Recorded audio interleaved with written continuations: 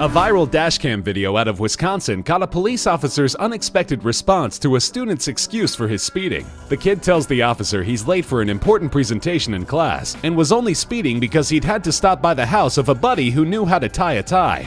Unfortunately, as we can see, the buddy wasn't home, and the poor kid remains tieless. The officer takes the kid's tie and asks him to get together his license, insurance, and registration while tying it around his own neck. The officer counsels the student that one of his insurance cards is expired, then notices that the tie is too short. He'll have to do it again. The second attempt is a little long, but it'll have to do. He sends the student on his way with enough time to get to his presentation, and a newfound appreciation for police officers.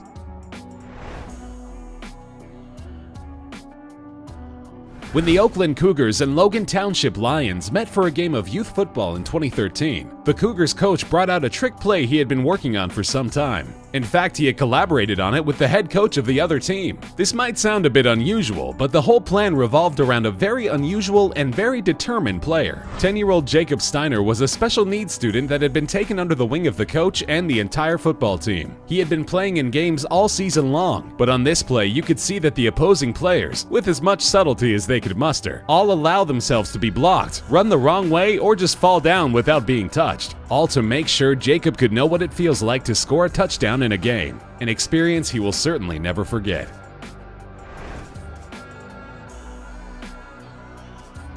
Greenville, South Carolina grocery store employee Brandon Rollins was going about a day like any other when he saw an opportunity to help. A frail, elderly customer half his size was making her way into the parking lot, and Brandon went out of his way to make sure she got where she was going safely. He took her by the hand and walked alongside her, not knowing that a customer was watching and shooting heartwarming video. Bo Graff posted his video to Facebook, where it quickly went viral and earned Brandon a spot on the local evening news. Bo told reporters that he had approached Brandon after witnessing his gesture of kindness to let him know how much it was appreciated, but that the kid had acted like it was simply no big deal, which, as Bo pointed out, is really the kind of attitude that the world needs to see. His Facebook post concluded, "This is what America should be, and hopefully this is the America of tomorrow."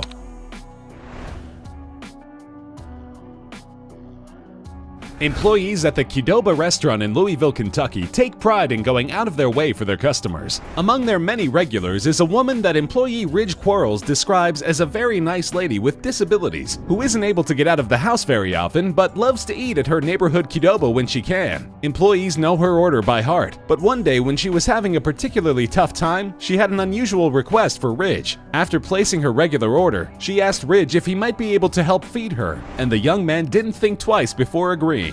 Several other customers noticed the exchange, and one shot some video, which he shared to social media. The big-hearted gesture brought local news to the friendly restaurant, but Ridge insists that he was only doing what anyone else would have done.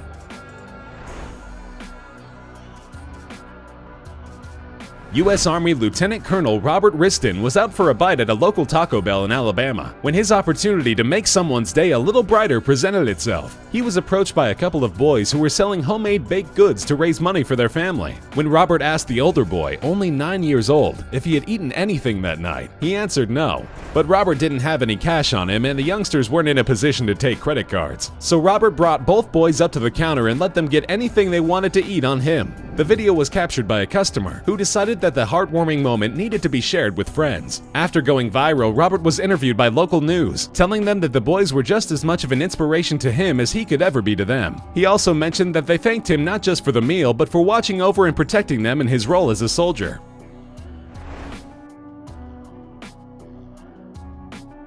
Los Lunas, New Mexico police officer Mark Gurule responded to a call in late 2015 of a man laying up against a rock in the middle of a parking lot with no shoes or socks. When he contacted the man, he found his soaking wet socks drying nearby and old shoes that were full of holes. Officer Gurule could have given the man a hard time for camping in a public place, but his body cam revealed that he chose a different course of action.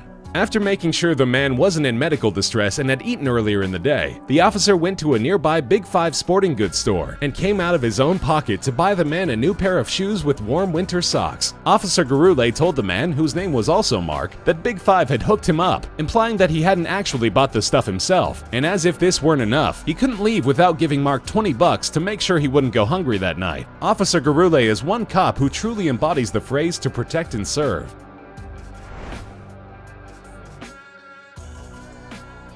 In 2014, a man boarding a commuter train in Perth, Australia almost lived out every commuter's worst nightmare. As he was getting on board the busy train, he lingered a bit too long, and just as the doors were closing, he slipped, getting his leg caught in the gap between the train and the platform. Quick-thinking transit officials alerted the conductor, making sure the train stayed put, but were unsure how to go about freeing the man. Fortunately for him, the car was loaded with compassionate passengers. Once everybody was evacuated from the car, transit workers organized a group effort by the huge crowd. They piled up against the side of the car and pushed, slowly rocking the car back until the gap widened enough for the man to be freed. The extraordinary effort was caught by surveillance video. A transit spokesman said the occurrence was simply an accident and not the result of overcrowding, and praised the actions of transit staff and all of the passengers who saved the man from potentially serious injury.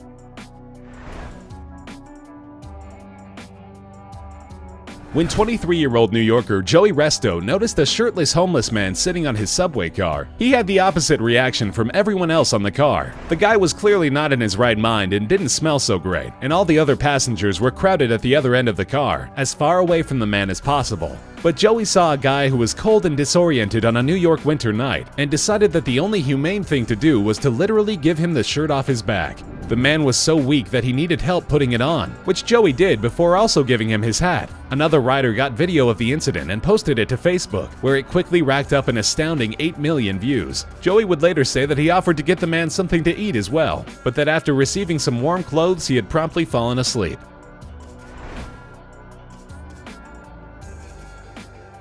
Employees of a Vancouver, Washington donut shop could tell that something was wrong with one of their drive-thru customers one morning in early 2016. The unidentified woman was visibly upset, and when one young employee asked if he could help, the woman confided that she had lost her 37-year-old husband just the previous night. The 19-year-old employee, Pierce Dunn, asked the woman if he could pray with her, which she said would help. Amazingly, several other employees dropped what they were doing and leaned out the drive-thru window to participate in an impromptu prayer circle. Of the group, only Dunn explicitly identifies as Christian, with another young man later telling reporters that he isn't religious at all, but just wanted to try to help someone who was obviously in need. A customer in line at the drive-thru snapped this photo, which garnered millions of views on Facebook. The general manager of the Dutch Bros franchise commented that these are just the kind of people the company hires, and that her employees do things like this all the time. This unbelievably touching incident just happened to be caught on camera, and the kids involved say that they just hope the picture going viral doesn't cause the woman any trouble.